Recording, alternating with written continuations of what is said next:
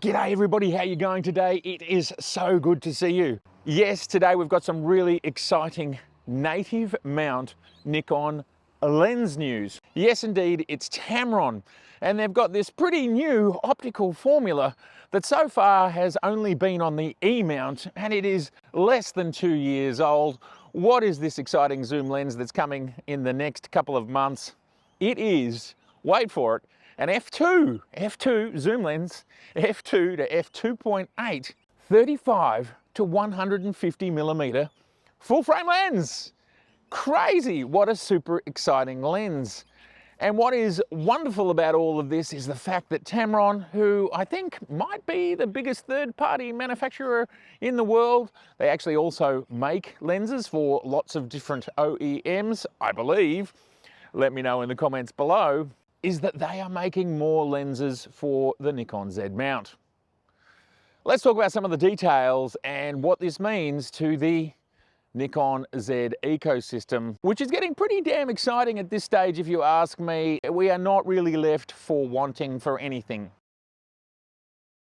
This lens has been in the Sony E mount since 2021. It's a very new lens and it currently sells for $1,899 US. So we can only hope that the price comes in at that same or very similar price point. Seeing as it is from Tamron, and we believe it's exactly the same optical formula, and all they're doing is changing the mount, I suppose it would be, is there any licensing fee to have that mount? Now, in reality, if you've got $300, $400, $500 lenses that are autofocus lenses, and if they are licensed, you can't imagine that the licensing fee is a very large component of that lens. Could it be 25, 50, 100? I can't imagine it's any more than that sort of range. Otherwise, it's too prohibitive for manufacturers to bring out lenses at a reasonable price point. So will it come in at the $1,899? We don't know yet. The announcement is coming in the Northern Hemisphere fall/autumn, which is now very, very close. We will find out soon enough, but hopefully it's in that similar price point. And what this really says to me is how much Nikon and now third parties are kicking goals to give us a really wide and interesting range of lens options for the Z mount. And that's why I've been carrying around here the Viltrox 75mm 1.2. Check out my review here. This is a cracker little lens that I think if you're interested in small, light, but still optical goodness.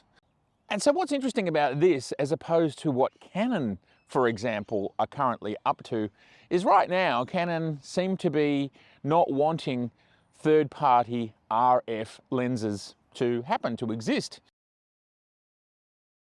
My guess is Canon are working on this.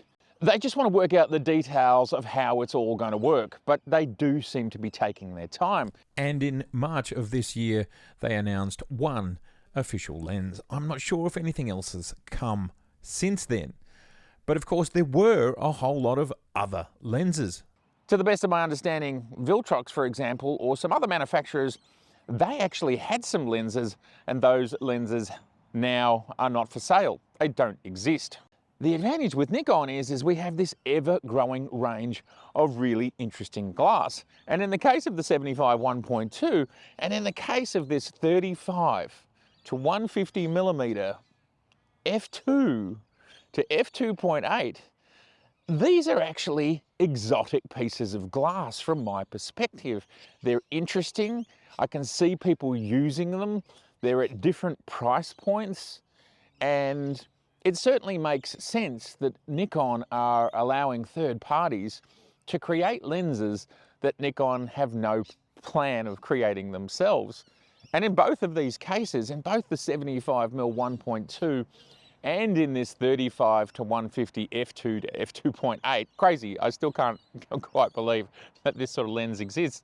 So who is this new lens for? Well, I can see it as a travel lens for some, might not be small enough for some, but I can see it as a great event and wedding photographer sort of lens. It's giving you those low light capabilities. It's giving you reasonably wide to reasonably long. And then if you are shooting on, say, a Z7, a Z8 or a Z9, you can always crop those files if you need to go a bit further. I have done thousands and thousands of hours of event and wedding photography in the past. I'm sorry, I don't do weddings anymore. I still do events. And I always shoot with at least 2 bodies and maybe 3, especially if I have a second photographer. We'll definitely have 3 to 4 bodies between us. But with 2 bodies, with this sort of combo, you might do something like the 35 to 150 and then have an awesome prime, like say the 85 or the 50. And then the third camera or second photographer is then shooting something super wide, like we've got on here today. Just very quickly wanted to mention what we're shooting on here today. This is the Z8 with the 14 to 24 on the monopod. Check out my short about that here. This is a great little combo. It's all hung together with the DJI mic on top and with the Z8 small rig cage. This is just a really good combo for run and gun shooting like this. And thus, if anybody ever suggests to you that they don't think that the Z mount has enough native Z mount lenses anymore, whether Nikon or third party, I said it recently in a video and I will say it again right now, it is just simply not the case anymore. We have so many options and they're actually coming out at a pretty fast rate. The absolute basics are covered at this point in time. Of course, we've just had the announcement of the 180 to 600, which will be shipping very soon, I'm sure. We just got the 70 to 180 f2, which is, for some people, maybe a replacement for the 70 to 200 f4. Whether that will ever come, who knows. But it is a really well-rounded range of lenses. If you are a journalist, everything's there. If you want to do astro, well, we're going to have the 35, what we think is 1.2 any minute now. I definitely think it's going to be out before the end of this year. We've got the 135. Again, it looks like a 1.8. That's a lens I am super excited about, and I'm even more excited about since I've been playing with this Viltrox 75 1.2, because it goes out to, it's a field of view equivalent of 112.5 at 1.2. So it gives you a sense of what you'll get with that 135 at 1.8. Really interesting lens to me. So we've got those sorts of lenses. Astro's covered. Sports and wildlife are covered with just ridiculous glass at this point. You can either go high end and instead of buying a new car, buy a lens, get the 400 2.8 with the TC, or the 600 f4, or the 800 PF, or the 400 4.5. Just ridiculous lenses. Or if you're more on a budget, you can go for the 180 600. All of that's there. We've got wides, super wides, affordable wides. We've got the affordable 2.8 Trinity. It's simply not true to say this anymore. And then we've got this ever-growing range of third-party lenses. Viltrox, who have, I don't know, it must be something like 10 lenses for Z mount now. They're all autofocus. There's a range of APS-C as well as full frame. We've got Sigma, who are now in the game. They've done 3 APS-C lenses. We've got Tamron now coming out with their second lenses. It's just not the case. Let's not talk about it anymore.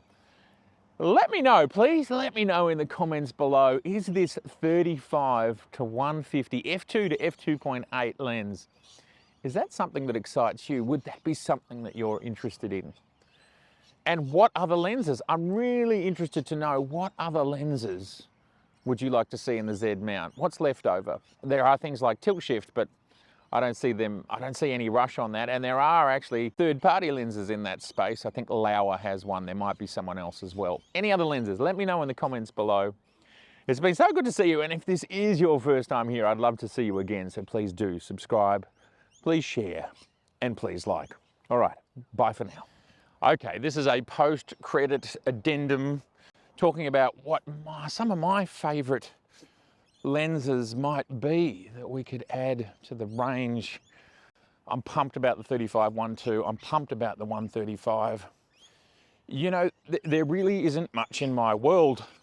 At this stage in my career, I'm interested in lenses that push the envelope And so I don't know if the Z mount's got any more capacity in it, but if you can go, like we've got the Noct, right? We've got the Noct 0.95.